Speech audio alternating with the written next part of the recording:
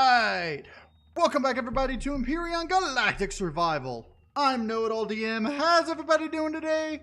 I'm doing great today, hanging out, doing some testing with the hover vessels, including the weights and volumes of the hover vessels. Now, in order to do this, I had to start a survival game and enable the weight volume.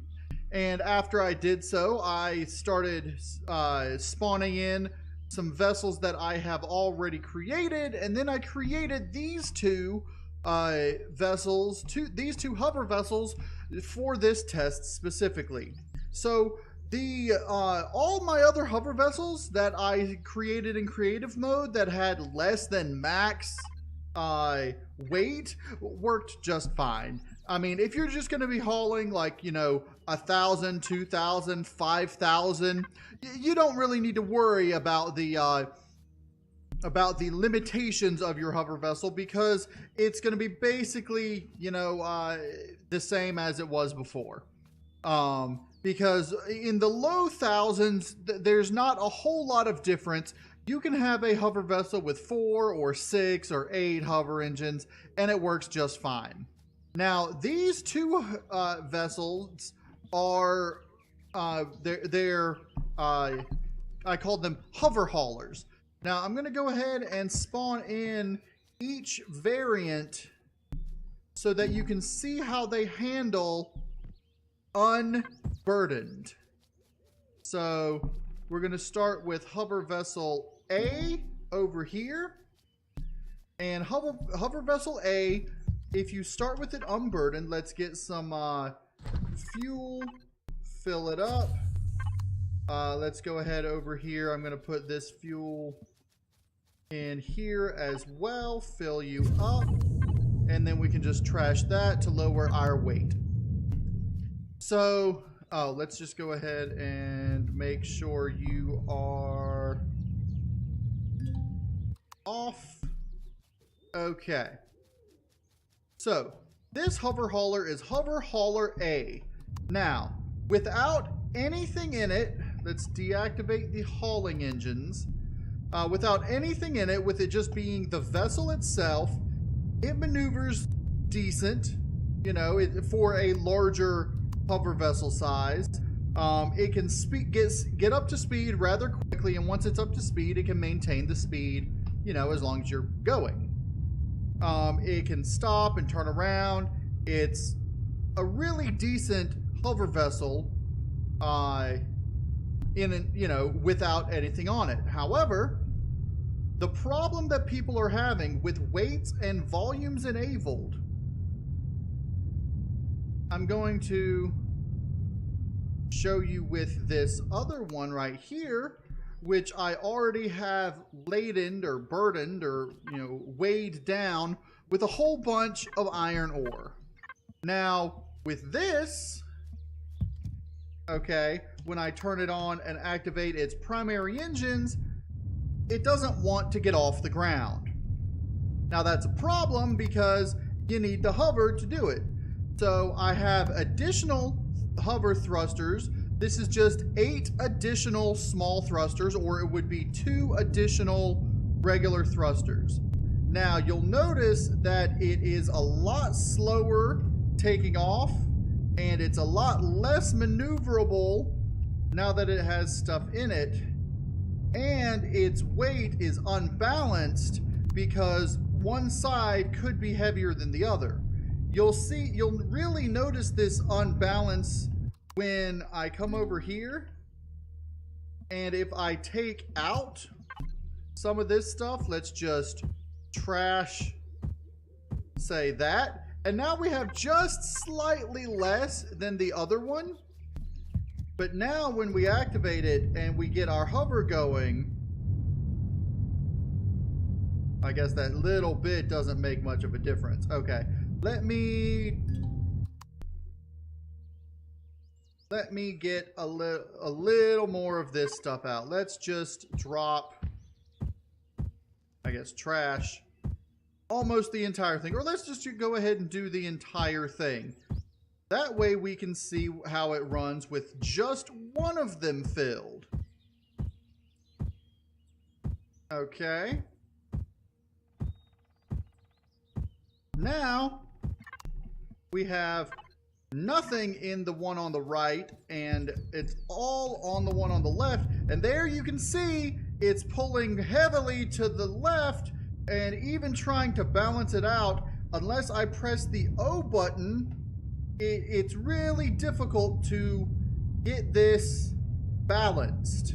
Now, what I did to solve this is I created Overhauler B. Overhauler B has the same specs, the same number of devices and everything, with the exception of it's 50 iron more. And that's just because it has more steel blocks in between. Now, with this one, with the primary engines on with nothing in it, it flies exactly the same. You can go, you can, do whatever. It's just it's exactly the same as the other one was. However, once you burden it and once you give it a bunch of stuff, over here, just like the other one with just the primary engines, it doesn't want to get off the ground because it is, as I said, overburdened. But with the hauling engines, it tends to get up more. Now, with the two cargo devices stacked one on top of each other rather than one on each side, you'll notice it's going a lot faster, it's a lot more balanced, and if I emptied one or the other, it would stay balanced because all the weight is in the center of mass, regardless of which one is full or empty, is in the center of the hover vessel. Now, just like the other one, with it burdened, it takes a while to get up to speed, it'll have trouble going up hills, but that's realistic. A fully loaded semi-truck is a lot slower going up hills, and in general, before it gets up to speed, it's a lot slower getting up to speed is what I'm trying to say. And so, that's why I have this hover vessel, which has, it's like I said, it's exactly the same except for the position of the cargo pods. But you'll notice that once it does get up to speed, it's going to keep on going and it'll be fine. It's just, a lot harder to get it up to speed. And if you wanted on this vessel, because of the positionings of these, and I'm going to show you this right here, because of the positionings of this, I have a whole bunch of extra room that I could put more thrusters, more engines, lots of stuff. I could add a detector. I could add, on the exterior here, an armor locker, whatchamacallit, the oxygen station and some oxygen tanks. With them stacked on top of each other, I found that I had a lot more room because, largely because this level on the other one was, like, I had some of the bottom of it. So this is actually one higher, and it's actually, I think, two higher, but it's got this gap in between the two, which you can fill up with a lot of stuff. So, and for the specs on this, you'll see that the hover engines, I've got 26 hover engines, which isn't a whole lot if you think about it. Because if you think about it, if this were